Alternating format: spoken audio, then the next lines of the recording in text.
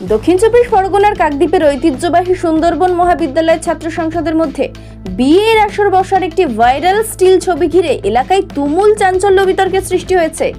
সুন্দরবনের অন্যতম প্রধান এবং উজ্জ্বল শিক্ষা প্রতিষ্ঠান হিসেবে পরিচিত এই মহাবিদ্যালয়ে এমন ঘটনা ঘটায় অনেকেই বিস্মিত এবং ক্ষুব্ধ। এই ঘটনাটি শিক্ষা প্রতিষ্ঠানের পবিত্রতা এবং মর্যাদা নিয়ে প্রশ্ন তুলে দিয়েছে। অভিযোগ উঠেছে, সুন্দরবন মহাবিদ্যালয়ের ছাত্র সংসদ নাকি মাঝে মধ্যেই ব্যক্তিগত অনুষ্ঠানের জন্য বিশেষ করে বিয়ের আসর হিসেবে ব্যবহৃত হয়। সম্প্রতি যে ঘটনাটি প্রকাশ্যে এসেছে তাতে দেখা যাচ্ছে এই কলেজেরই এক অস্থায়ী কর্মী ছাত্র সংসদের কক্ষের মধ্যেই বিবাহ বন্ধনে আবদ্ধ হয়েছেন। ভাইরাল হওয়া বেশ কয়েকটি স্টিল ছবিতেই বিয়ের অনুষ্ঠানের দৃশ্য স্পষ্ট দেখা যাচ্ছে, যা গুরুতর অভিযোগকে আরো জোরালো করেছে। এই চাঞ্চল্যকর অভিযোগটি প্রথম এনেছেন কলেজের অখিল ভারতীয় বিদ্যার্থী পরিষদ ছাত্রনেতা। তাদের দাবি, শিক্ষা প্রতিষ্ঠানের অভ্যন্তরীণ স্থানকে এভাবে ব্যক্তিগত কাজের জন্য অপব্যবহার করা হচ্ছে, যা কোনোভাবেই কাম্য নয়।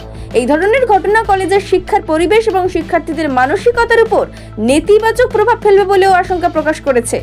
ঘটনাটি প্রসঙ্গে কলেজের অধ্যক্ষ শুভঙ্কর চক্রবর্তী এক সাক্ষাৎকারে জানিয়েছেন যে কলেজের দক্ষিণ দিকের পাঁচিলটি নিচু হওয়ার কারণে বিভিন্ন সময়ে বহিরাগত ছেলেমেয়েরা সেখান থেকে টপকে প্রবেশ করে। তিনি বলেন, এরকম কোনো ঘটনা ঘটেছে কিনা তা আমরা খতিয়ে দেখছি। যদি সত্যিই এমন কিছু হয়ে থাকে তাহলে প্রয়োজনীয় ব্যবস্থা নেওয়া হবে।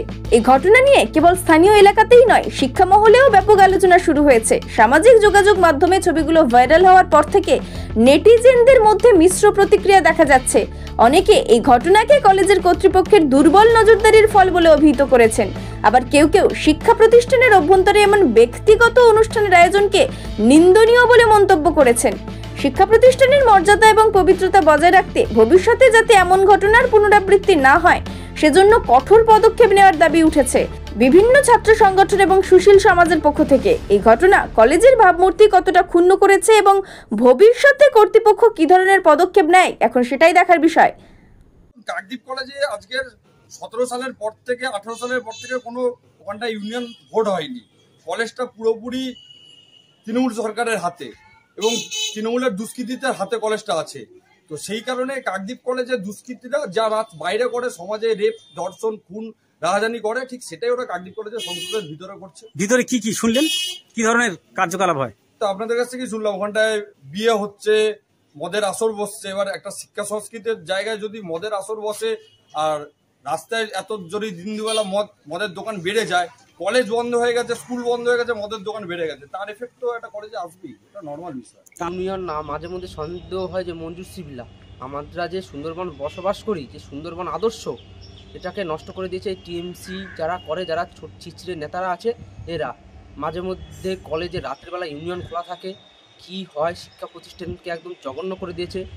মাননীয় মন্টুরাম পাখিরা কলেজের প্রেসিডেন্ট, তার ছাড়া হচ্ছে প্রিন্সিপালের সিসিটিভি সব কিছুই দেখতে পায়, তিনি তাও চুপ করে আছে। কিছু না হয়তো আতঙ্কে হয় হচ্ছে ইউনিয়নের ভিতরে বিয়ে হচ্ছে, অন্নপ্রাশন হচ্ছে, সব কিছু হচ্ছে বলতে গেলে। তাছাড়া ভরি ভোজ হচ্ছে, মদের আসর থেকে শুরু করে, এবং অযোগ্যরা যারা টিএমসি করতো তারাও চাকরি নিয়ে ওখানে বসে আছে।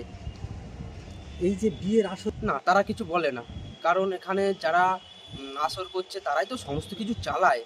হ্যাঁ, যে দেখে, যে মন্টুরাম পাখিরা দেখে যে সব কিছু ঠিক আছে, তখন ঠিক আছে, কারণ তার ভোট নিয়ে কথা। মানুষের একটা ছেলের শিক্ষা প্রতিষ্ঠানকে নষ্ট করা তার ব্যক্তিগত ব্যাপার নয়, ওটা তার শুধু ভোট চাই। কলেজে বিভিন্ন দিন ধরে চলছে এগুলো, প্রিন্সিপাল এই বিষয়ে অবগত, কিন্তু প্রিন্সিপাল কোনো ব্যবস্থা নেয় না। এবং কলেজ ইউনিয়নের ভেতরে মদ খাওয়া থেকে শুরু করে মদের আসর, গাঁজার আসর, এবং ওখানে বিয়ে, অন্নপ্রাশন থেকে সবই চলে, কিন্তু প্রিন্সিপাল সব যেন চুপ থাকে। কেন? কারণ তৃণমূল থেকে এবং প্রিন্সিপালের সঙ্গে সেটিং হয়ে গেছে, আমরা কলেজে যা কিছু করবো মুখ বুঝে উনি সহ্য করবেন এবং সমস্ত কিছু সুযোগ সুবিধা পাইয়ে দেবেন। এভাবে দিনের পর দিন কলেজের ছাত্রদের, যারা টিএমসিপি ইউনিয়নের ছাত্রছাত্রীরা আছে তাদের সঙ্গে, এবং টিএমসিপি যারা দাদারা আছে, টিএমসিপির যারা দাদারা আছে তাদের সঙ্গে কলেজের যে প্রিন্সিপাল, তাদের সঙ্গে সেটিং হয়ে গেছে যে আমরা যা করব সেটা মেনে নিতে হবে। কতদিন ধরে চলছে?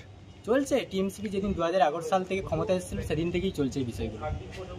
শুনুন, ব্যাপারটা হচ্ছে আমি তো এই কলেজে মোটামুটি 4-5 দিনই থাকি। এখানে যেহেতু আমার বাড়ি হচ্ছে কলকাতায়, তো এই জন্য আমার এখানে একটা ফ্ল্যাট ভাড়া নিয়ে আছে, আমি এই সপ্তাহটা পুরোটাই আছি। মাঝে সাঝে কলকাতা যখন কাজ থাকে তখন যাই। এখন আমি সাধারণত যে আমাদের একটা ডিবি থেকে একটা ইনস্ট্রাকশনই দেওয়া আছে, কলেজের আমাদের যে সিকিউরিটি সেটা কিন্তু আমাদের কোনো ইয়ে থেকে আমাদের কলেজের কোনো ইয়ে নয়, এমপ্লয়ি নয়। ইনি হচ্ছেন একদম এজেন্সি থেকে নেওয়া। তো এজেন্সিকে আমি বলে রেখেছি, বলা আছে, এবং চারদিকে আমাদের সিসিটিভি আছে যে কেউ 6টার পরে কলেজ প্রেমাইসিসের মধ্যে ঢুকবে না।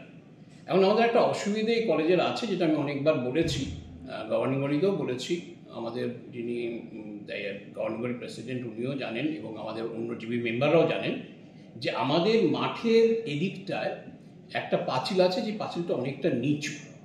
সেটা নিয়ে আগামী দিনে একটা ভাবনা চিন্তা করা দরকার, কারণ গেট বন্ধ থাকলেও সেখান দিয়ে কিন্তু ঢুকে পড়ার একটা রাস্তা আছে। এবং আমি দেখেছি অনেক সময় গেট লাগিয়ে দিল, যেটা এই সংক্রান্ত, ধরুন আমাদের স্পোর্টস হচ্ছে, আমি সাধারণত গেটগুলো লাগিয়ে দিই যাতে স্টুডেন্টরা থাকে।